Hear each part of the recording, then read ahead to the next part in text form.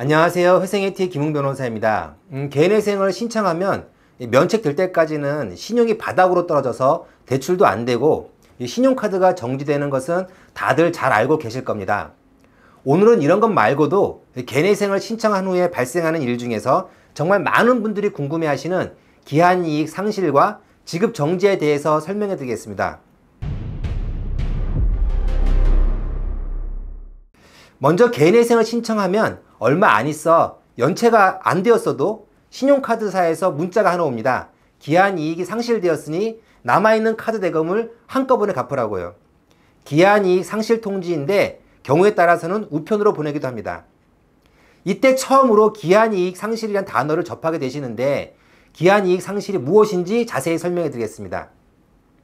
이 대출을 받으면 원금을 다 변제할 때까지는 이자를 납부해야 하고 원금은 분할로 또는 만기에 한꺼번에 변제해야 합니다. 이때 원금을 갚아야 하는 기한이 아직 남아 있어서 그때까지 갚아도 되는 것을 기한이익이라고 합니다. 신용카드로 할부 구매한 것 역시 기한이익이 존재합니다. 그런데 채무자가 개인회생을 신청한 사실을 이 신용카드사가 확인하면 바로 기한이익이 상실되었다고 통보가 옵니다. 신용카드사를 제외한 금융사는 이 채무자가 한국신용정보원에 장기 연체자로 등록이 되면 그때 기한이익이 상실되었다는 통보를 합니다. 장기 연체가 아니더라도 채무자가 은행에 담보로 제공한 담보물을 이 다른 채권자가 압류하면 역시 기한이익이 상실됩니다. 이렇게 기한이익이 상실되면 채권자는 추심이나 법적 조치를 취하게 되는데 이미 개인회생을 신청하셨으니 크게 걱정할 필요는 없습니다. 채권자도 채무자가 개인회생을 진행하고 있는 것을 확인하면 별다른 조치를 취하지는 않습니다. 어차피 강제집행을 해봐야 법원에 중지명령을 신청하면 바로 중지명령이 나오기 때문입니다. 그러나 이 빚이 있는 은행에 예금이 있는 분들은 기한이익이 상실되기 전에 미리 대비를 하셔야 합니다.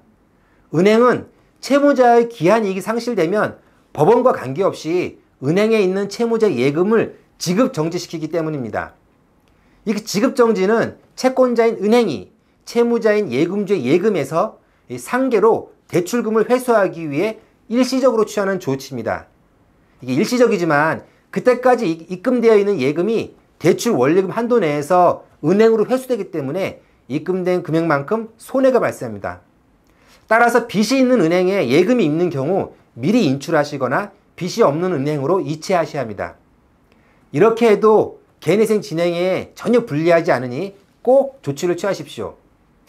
마지막으로 자영업을 하시는 분이 개인회생을 신청하면 이 예금뿐 아니라 신용판매 대금에도 상계가 발생합니다.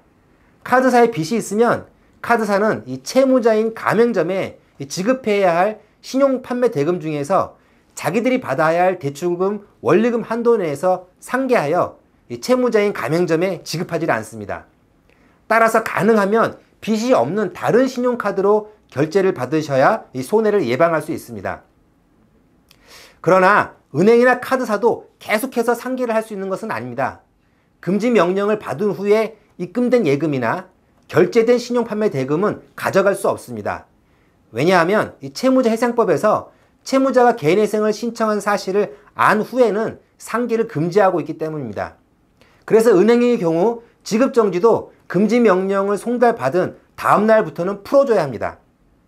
이 금지 명령이 기각된 경우에는 개인회생 신청서 접수증명서를 법원에서 발급받아 채권사에 내용증명 우편으로 보내세요. 그러면 내용증명을 받은 후에 그 후에 입금된 예금이나 신용판매 대금에 대해서는 상계가 금지되니까 손해를 조금이나마 줄일 수 있습니다.